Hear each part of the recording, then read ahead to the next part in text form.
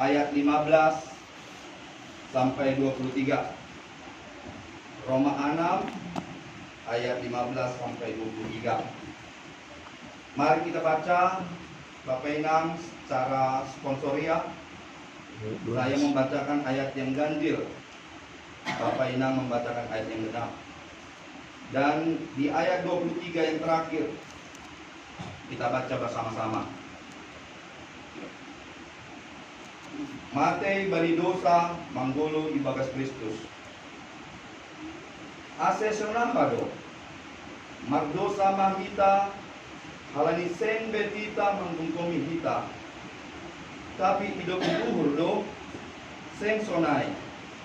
Elang iboto nasyam bani isi iluskon nasyam diri nasyam gabi jabulun pambalosi jabulun manasyam bani bin narusi nasyam ay atap jabulun di dosa humatea barang pambalosi bani hapitor.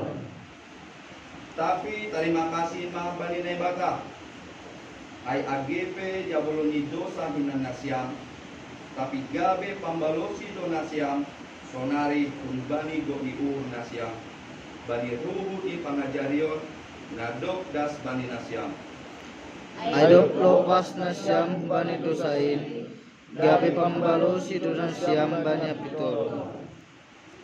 ruhu di jolmama urakahon halani hagalekon di daging nasyam ai songon nadok nyondos kon nasyam pagori nasyam pambalosi bani harukakon apa naso uhu lahong makot jahong naso uhu in sonai manuan ondos kon nasyam pagori nasyam bani hapitoron laho papasik konsi.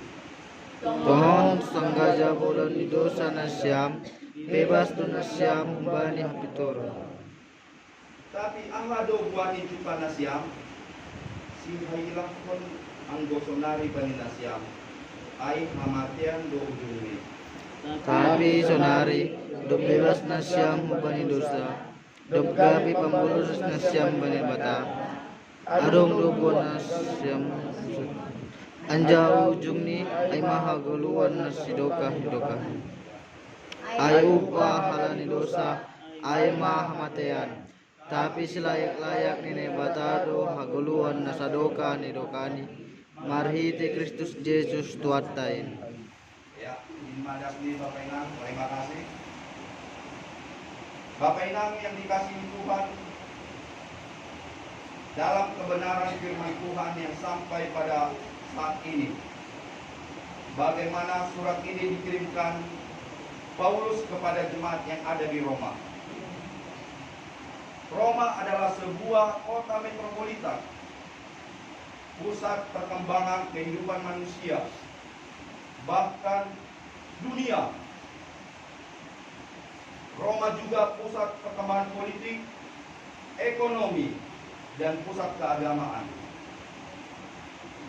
Di Roma saat itu hidup berbagai-bagai jenis budaya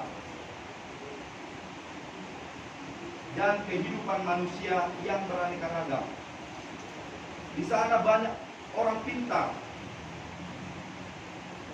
ilmuwan, ahli-ahli agama yang ternama, orang kaya, orang-orang terhormat. Tapi sebaliknya juga di sana banyak yang jahat, banyak yang susah, banyak yang menyembah berhala, bahkan tidak beragama. Ada pembunuh, perampok, pencuri, dan pelanggar-pelanggar kehendak Allah. Inilah gambaran kehidupan keagamaan orang Kristen di Roma saat Paulus menuliskan surat ini.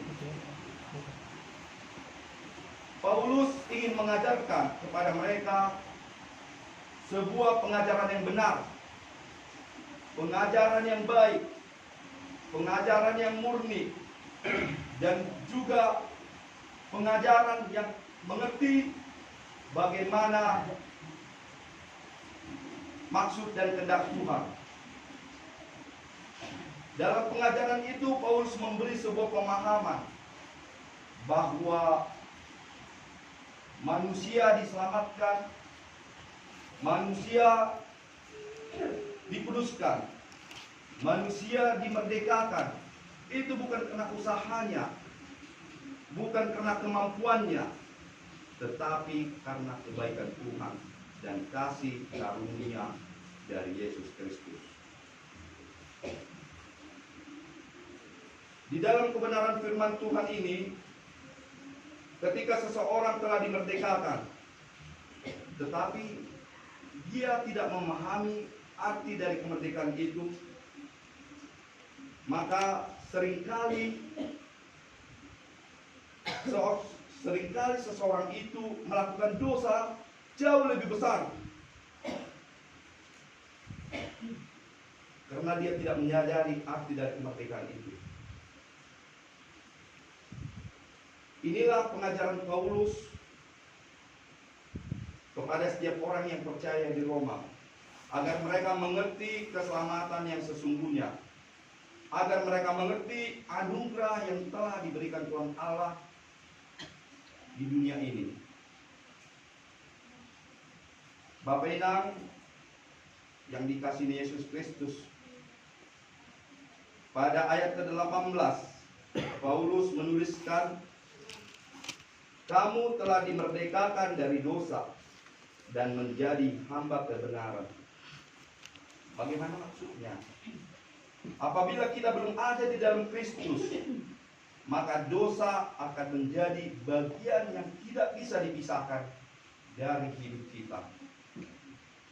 Kita akan selalu melakukan dosa. Dan dengan demikian, kita menjadi hamba dosa. Kita diperhamba, kita diikat, dibelenggu dari dosa. Berdosa itu merupakan sifat, karakter, atau bagian daripada kehidupan kita. Tidak ada satu orang pun di dunia ini yang mampu melakukan kebenaran Allah kalau dia sudah tumbuh dalam kuasa dosa. Tidak ada satu orang pun. Tapi sebaliknya, ketika manusia hidup dalam kuasa Allah, maka dia menjadi hamba Allah. Hidup kita selanjutnya akan diisi, dipenuhi, dipelihara, dijaga, dirawat oleh sifat-sifat Kristus. Dan pasti ada di dalam diri kita nanti buah-buah roh. Itu tertulis di Galatia 5 ayat 22 sampai 23. Kasih, sukacita, damai sejahtera, apalagi Bapak Inang, kemurahan hatian, iya, kelemah lembutan, penguasaan diri, kebaikan. Buah-buah roh inilah yang menjadi pertahanan dalam diri kita, agar kita selalu dikuatkan Tuhan untuk melawan dosa-dosa itu. Inilah yang menjadi perjuangan kita, Bapak Inang, memelihara kemerdekaan yang sudah diperjuangkan Yesus lewat kematian dan kebangkitannya. Oleh karena itu, apa yang kita ucapkan, apa yang kita pikirkan, apa yang kita perbuat dalam kehidupan sehari-hari, Yesus mengingatkan, berjaga-jaga dan berdoalah, supaya kamu jangan jatuh ke dalam percobaan, karena roh memang penurut, tetapi daging lemah.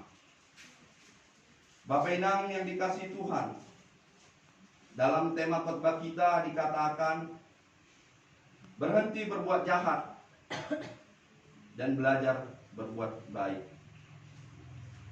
Apa yang boleh kita lihat dari kebenaran firman Tuhan ini untuk memperteguh iman percaya kita?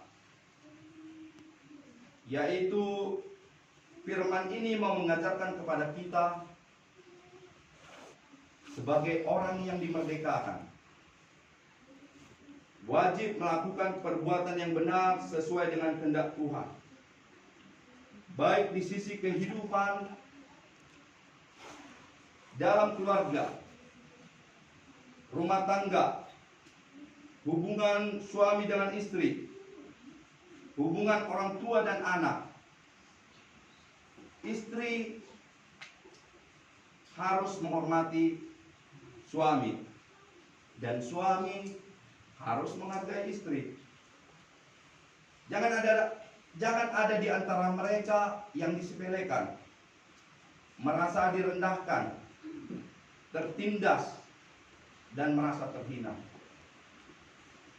Itu juga dapat kita lakukan di lingkungan pekerjaan kita, di lingkungan masyarakat, dan terlebih di hadapan Tuhan. Dan yang terakhir, pada ayat 22 sampai 23.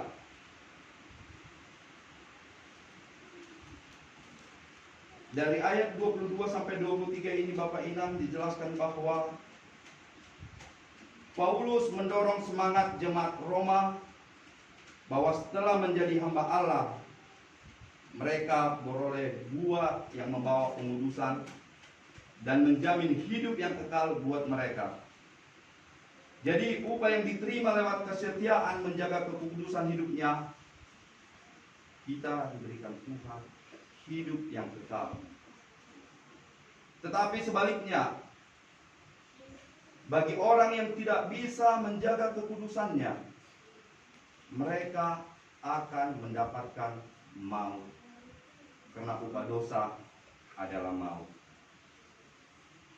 Bapak Inang yang terkasih, dengan khotbah ini, mari kita wujudkan bersama-sama bahwa siapa yang tetap setia kepada Allah, Mesias dan Juru Selamat Tuhan kita Yesus Kristus, maka ia akan beroleh kasih karunia dan akan menerima kehidupan yang kekal yang penuh dengan sukacita dan damai sejahtera. Amin. Mari kita berdoa. Bapa, terima kasih untuk firman yang Engkau berikan kepada kami. Ajari dan mampukan kami menjadi hamba kebenaran, agar setiap apa yang kami lakukan berkenan untuk kemuliaan nama Tuhan, sehingga kami memperoleh hidup yang kekal. Terima kasih Bapa, terima kasih Yesus. Dalam nama Tuhan kami Yesus Kristus, kami berdoa dan mengucap syukur. Amin.